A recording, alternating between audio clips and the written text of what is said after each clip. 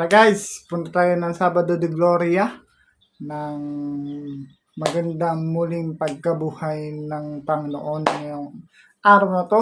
Nagkita-kita na tayo dun sa simbahan. Let's go guys, punta na tayo sa simbahan.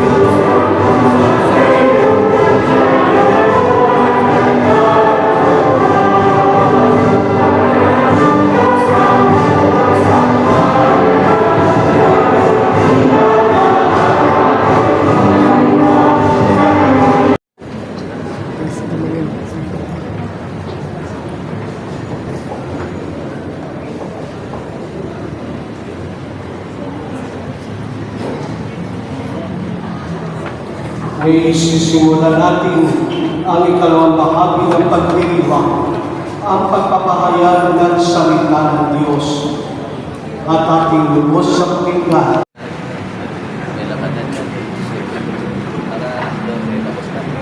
Pagbasa mula sa aklat ng Henesis. Nang simulang likhain ng Diyos ang lupa at ang langit, sinabi ng Diyos, ang lahat ng halamang muntian ay ibibigay ko naman sa Manila na hayop, malaki man o maliit, at sa lahat ng nangibon. At ito nga ang nangyari. Pinagmasdan ng Diyos ang lahat niyang ginawa at lubos siyang nasiyahan.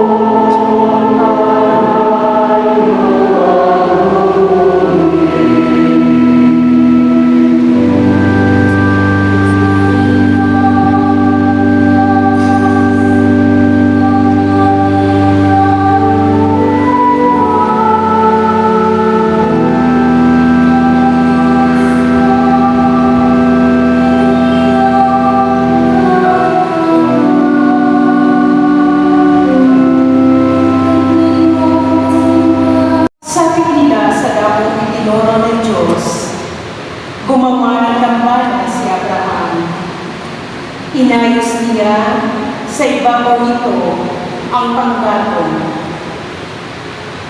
Nagsasaksakin na niya ang bata. Tinawag siya ng anghel ng Panginoon at pinakamamahan mo, anak. Paglingon niya, may nakita siya isang lalaking tupa na ang mga sungan ay nakasabit sa mga sanga ng kahoy. Ito ang kinuha ni Abraham at inihandog.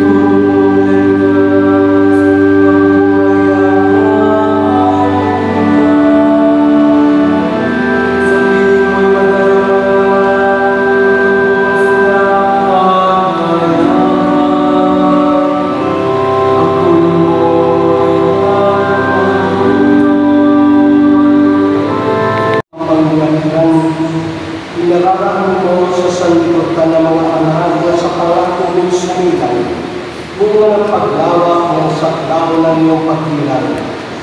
Sa pagbilingan, ginagawa mo matupad ang iyong pangako si Abraham ay maging ama ng lahat. Ipagkaloob mo ng isang bayanan ay narapat na makatulong sa iyong panawagan sa pamamagitan ng Kristo kasama ng Espiritu Santo, magpas sa walang hanggan. Amen. Itapat mo sa ibabaw ng dagat ang iyong tungkol. Mahahati ang tubig at magtulong ang lalakaran ninyo. Lalo kung pagmamatigasin ang mga Ehipsyo at pasusundan mo kayo sa kanila. Ngunit noong sila nilipulin ang mga Ehipsyo, ang mga kawal ng Paraon, pati ang kanilang mga karwahan. Ipapakita ko sa kanila ang aking kapangyarihan. Sa gayon, malalaman ng mga Ehipsyong iyan na ako ang Panginoon. Ang anghel ng Diyos na lumakalunay sa paglalakbay ng mga Israelita ay nagpatingin sa kanila. Gayon din ang magiging ulan. Ang ulan ay lumagay sa pagitan ng mga Israelita at ng mga Ehipsyo at lumaga ang kadiliman. Dumating ang gabi at ang mga Ehipsyo ay di makalagi sa mga Israelita. Itinapag mo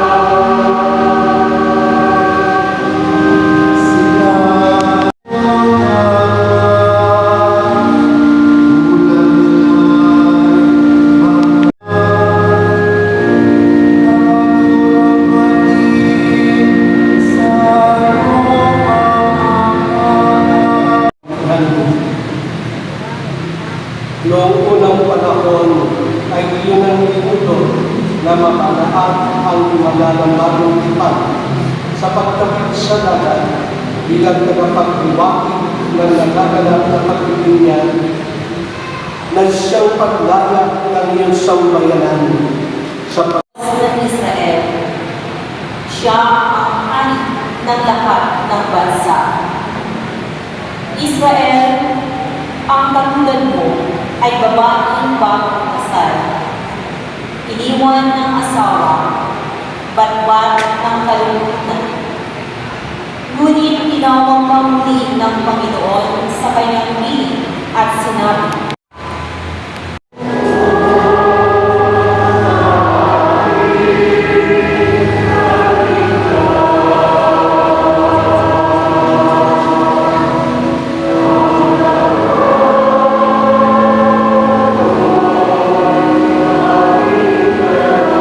kay Kristo. Antigin mo ang espiritu ng pagkukulo upang sa pagbabago ng aming buong pagkatao, kami matas na makapatulog sa iyo sa pamamagitan ng Yesu Kristo kasama ng Espiritu Santo magpasawalang hanggan. Excelsis Deo. Yan na yun, sir.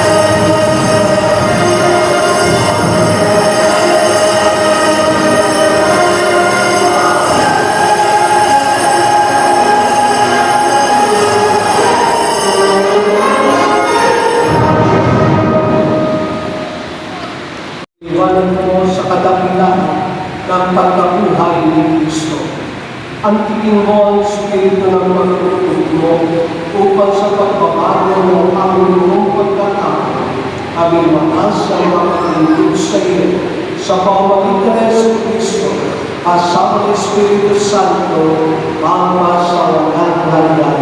Amen.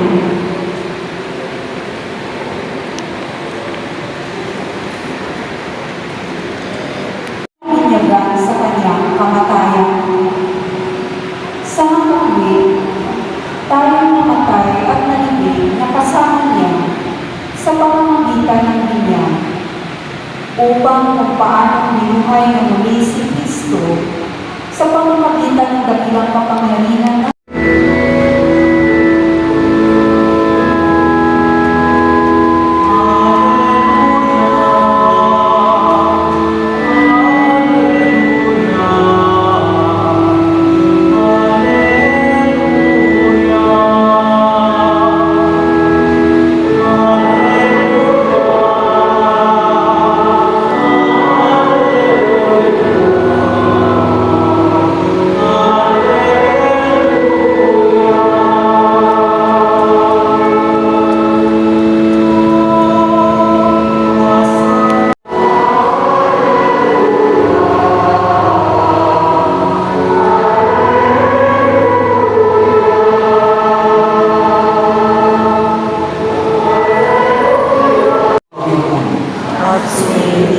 Ang mabuting balita ng Panginoon ayon kay San Lucas.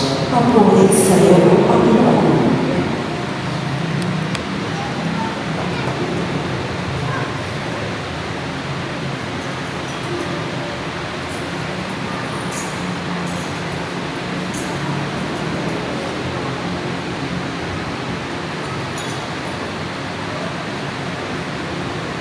Umaga at araw ng linggo, ang mga babae nagtungo sa libingan, dala ang kabangong inihandala.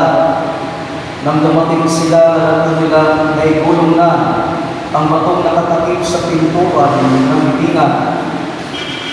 Ngunit nang pumasok sila, wala ang bangkay ng Panginoong Jesus. Samantalang nagugulo ang naglalising tungkol dito, nakita nila sugat sa tabi nila ang dalawang lalaking nakasisilaw ang damit. Dahil sa matinding takot, sila'y lumuhod. Saya ng mukha sa lupa, tinanong sila ng mga lalaki, bakit inyong hinahanap ng buhay sa gitna ng mga patay? Wala na siya rito, siya'y muling nabuhay. Alalahanin ninyo ang sinabi niya sa inyo nung nasa Galilea pa siya. Ang anak ng tao ay kailangan may pagkakulong.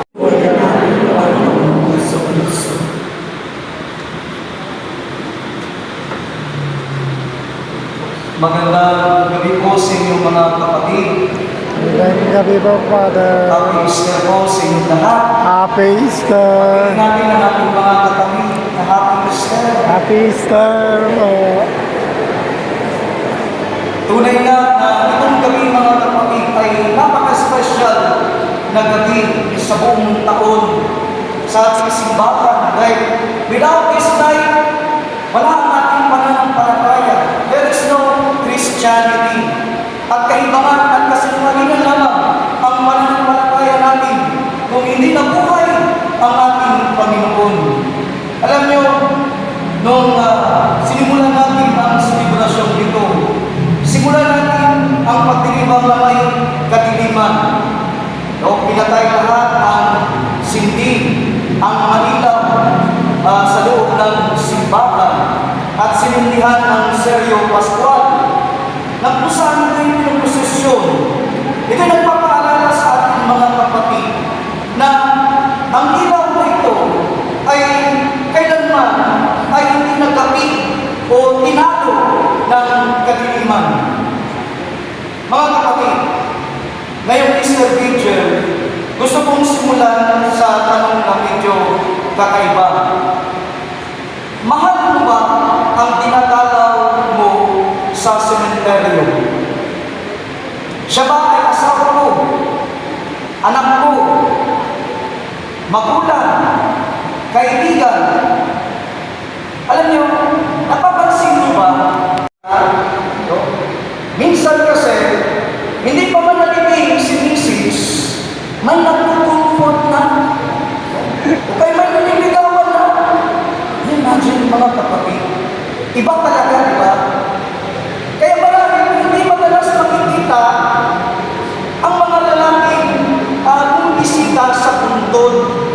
O baka naman, takot lang talaga sila sa multo. Mumultuin sila ng kanilang asawa. Ang unang dumaraw ay ang mga kababaihan. Nanunguna na yan si Maria Magdalena. Eh, no, mga kapatid, madilim-dilim pa yun. Ibig sabihin, hindi pa tiyak ang lahat. Wala pa siyang ideya kung ano ang mangyayari. Pero nagpunta siya. Bakit kaya mga kapatid? Una, dahil si Jesus ang sentro ng kanyang buhay. Hindi siya pumunta para magtropa o magdrama sa libingan. Hindi rin siya para sa... At ito ang nakakatawang bahagi, mga kapatid. Isipin mo na lang. Imagine mo, ikaw ang tumala sa puntod ng mahal mo sa buhay. Halimbawa, asawa mo. Pagdating mo, bukas ang puntod. Ano ang una mong gagawin? A. Sisigaw ka. B. Tatalon ka. C. Takbo ka. Sigaw. Kasi ang puso niya ay handang tumanggap ng muling pagkabuhay. Hindi lang bilang mabuting balita, kundi bilang karanasan. Please be reminded, bago pa namatay at muling nabuhay ang ating Panginoon Jesucristo, naranasan na ni Maria ang muling pagkabuhay. Tandaan mo, ang lumang buhay ni Maria, ito'y buhay ng isang kamatayan, mga kapatid. No? Namatay na itong Maria nito sa kasalanan. Evangelyo, na ang liwanag na dumating sa sanlibutan na kailanman ay hindi nagapi ng kadiliman. Remember that tayo, mga kapatid. Hindi tayo Kristiyano para lang mapinyagan at maligtas. Kristiyano tayo kasi nagmahal tayo. Naghirap tayo, nagsakripisyo tayo at muling bumangon kasama si Kristo. Mga kapatid, ngayong gabi ng muling pagkabuhay, hayaan mong ilawan ka ni Kristo. Ang dilim ng puso mo, anumang kadiliman ang nandyan sa buhay mo. Huwag kang manatili sa libingan ng iyong nakaraan. You deserve to be happy because you are created to be happy, mga kapatid. Ng iyong mga kasalanan, hindi yan bagamat magtatago sa aking palinig, ang kapangyarihan kong magawal ng buhay sa akin, ay nilalahat ng mga paganda na iyong paglagi sa aming piling. Ano ba't ang tubig na iyong nilikha ay naging nagpagpahayan ng iyong pagpapala. Ang manamit, mga nagbibigay mga apostol, ang iyong espiritu lumulog na sa tubig bilang simoy ng hangin, upang ang kakayanan nitong buhay ay maging tagapagtulong ng iyong kamamanan. Ama namin, ang sansinubong ay panibagong ginawa nung ipahintulog na magkaroon ng malaking baha upang ipahawati na ang tubig ay may katangian na tumapos sa kasamaan at magpasimula ng kabutihan. Ama namin, ang mga anak ng Abraham ay pinatawid mo sa karagatan nung sila'y palayan mo sa pagkaalipin sa Egypto upang ipahiwati ang nangyayari sa mga bibinyagan bilang mga kaanin sa iyo sa bayan. Ama namin, ilubog ng binyagan ni Juan sa Iloberdan ang anak mo ay nagalang ang paglukod sa kanya ng Espiritu Santo. Nilobog tumagoy at dugo at tubig sa silimang na puso ng anak mong iniibig.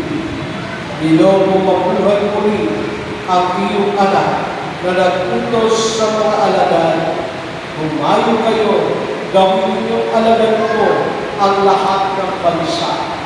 Binyagan ninyo sila sa ngalan ng Ama at ng Anak at ng Espiritu Santo. Pagtaglay nawa itong tubig ng pagpapalag ng ng Espiritu Santo na itinulunod ng mahal na anak ko, upang ang mga tao na bawang nilikha ayon sa iyong larawang dakila, ngunit nasa lusa ng kasalanan, ay mahunasan niyo sila'y bibinyagan para makabanong taglay ang iyong kalinisan sa mga pagsilang sa tubig at Espiritu Santo bilang mga kaani ng iyong altar."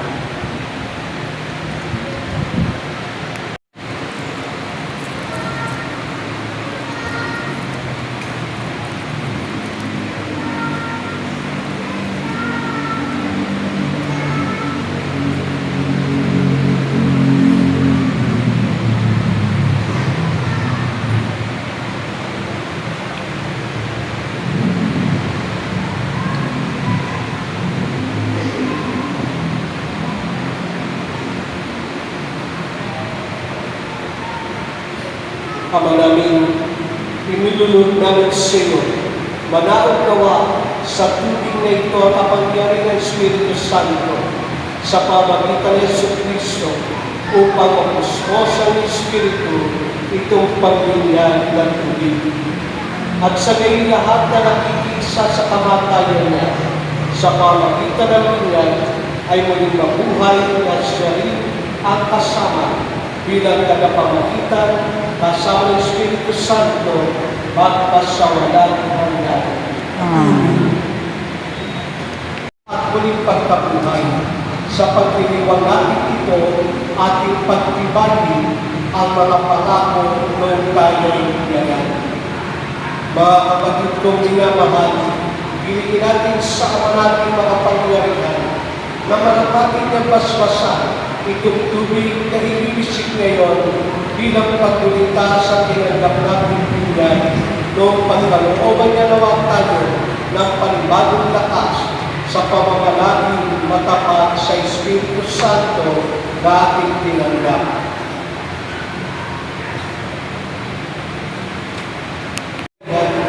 Ipinahayag mo nung ikaw ay kapiling ng iyong sambayanan sa pagdiriwang na ito ng gabi ng pagkabuhay.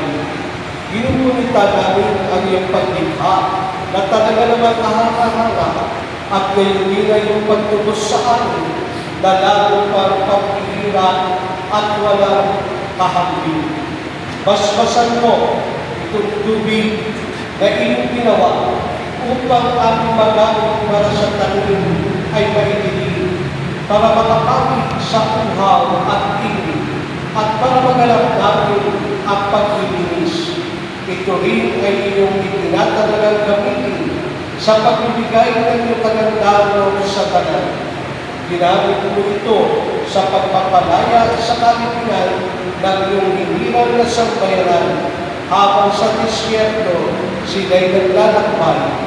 Tubig ang pumawi sa kanilang pagkauhaw. Tubig rin ang ginamit ng iyong mga propeta upang ang sisimulan ng pakikipag-ipan sa tao ay nagpahayag nila. Sa pamagitan ng tubig ay tinalagang maging banal na anak ko, mahal, nung siya'y tumusong sa ilang gandang, pinagbabago mo kami mga makasalanan. Ito daw ang tubig na ngayon ibibisik sa amin upang ang pagbibinyag ng aming ulitain ay magpahiwatig ginawa ng aming pakikikala sa kaligayahan ng aming mga kapatid na tatanda ng binyag sa Paskong ito ng pagkabuhay ng iyong anak na nagmamagitan kasama ng Espiritu Santo magpasawalang hanggan. Amen.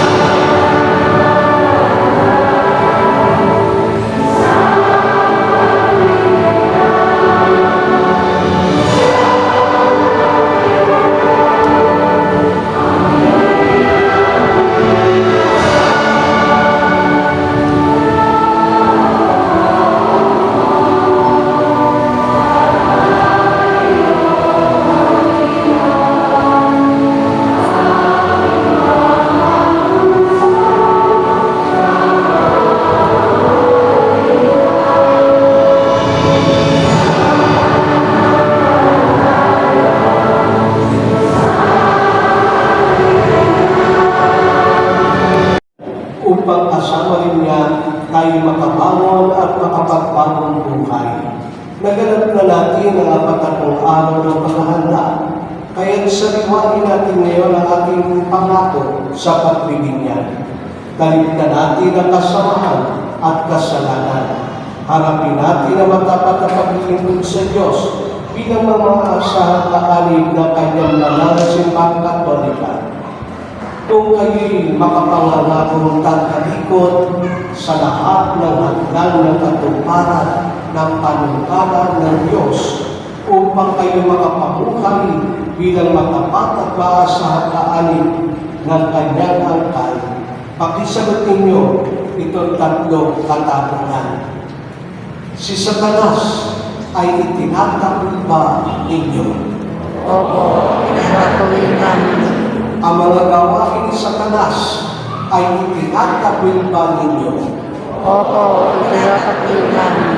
Ang mga pang-aakit ni Satanas upang sumuway ang tao sa Diyos ay itinatagwil ba ninyo? Opo, tinatakwil namin. Ngayon na may harapin natin ang ating pananampalataya. Kung kayo'y makapangangakong magsisikap mamuhay bilang mga ikinarangal na anak ng Diyos Ama, kung tutularan ninyo siya sa kanyang kabutihan, pagmamahal sa lahat, at pagmamalasakit para sa pangkalahatang kapakanan, pakisagot ninyo ang katanungan ito. Sa Diyos Amang makapangyarihan sa lahat, at lumikha ng langit at lupa, kayo ba'y sumasampalataya? Sumasampalataya kami. Kung kayo'y makapangangakong magsisikap mamuhay bilang mga tunay na kapatid ng Panginoong Yesus, kung gagawin ninyong simulain sa buhay ang kanyang katwiran, katarungan at paglilingkod sa lahat, alinsunod sa kanyang pagmamahal, pakisagot ninyo ang katanungan ito. Sa isang anak ng Diyos, ang ating Panginoon Jesucristo na ipinanganak ni Santa Maria Birhen, pinakos sa krus, namatay, inilibing, muling nabuhay at nalugdok sa kanan ng Ama. Kayo ba ay sumasampalataya? Opo, sumasampalataya kami. Kung kayo'y makapangangakong susunod sa patnubay ng Espiritu Santo, at kung sisikapin ninyong mapaunlad ang kaloob niyang buhay at pagmamahal upang maging mga maipagmamalaking anak ng Diyos Ama at kapatid ng Panginoong Yesus, pakisagot ninyo ang katanungan ito. Sa Espiritu Santo, sa madalas simbahang Katolika, sa kasamahan ng mga banal, sa kapatawaran ng mga kasalanan, sa muling pagkabuhay ng mga namatay, at sa buhay na walang hanggan, kayo ba'y sumasampalataya? Bunga ng pagmamahal ng Diyos na makapangyarihan Ama ng ating Panginoon Jesucristo, tayo'y pinatawad sa ating kasalanan noong tayo muling isilang sa tubig at Espiritu Santo. Tulungan naman tayong mamalaging tapat sa ating Panginoon Jesucristo ngayon at magpasawalang hanggan. Amen. Pakipatay na po ang simple ng kandila. Tumatalangin kami niya sa iyo, Ama. Sa pamagitan ng binyan, kami iyong pinaging dapat bilang mga tunay mong minamahal. Kaya puso kami tumatalangin at ating sasambitin, Ama namin mapagmahal, tingin mo kami. Ama namin mapagmahal, tingin mo kami. Sa pagpapanibago ng pangako ng ating binyan, patuloy nawa tayong lumago sa pananampalataya at pag-ibig habang tayo'y nananabik sa kaganapan ng paghahari ng Diyos. Manalangin tayo. Ama namin mapagmahal, tingin mo kami. Ipahayag nawa ng may tapang pagsigasa ng mga pinuno ng simbahan ang mabuting balita ng muling pagkabuhay ni Kristo sa gitna ng kultura ng pagtatapon, kultura ng pagpatay, at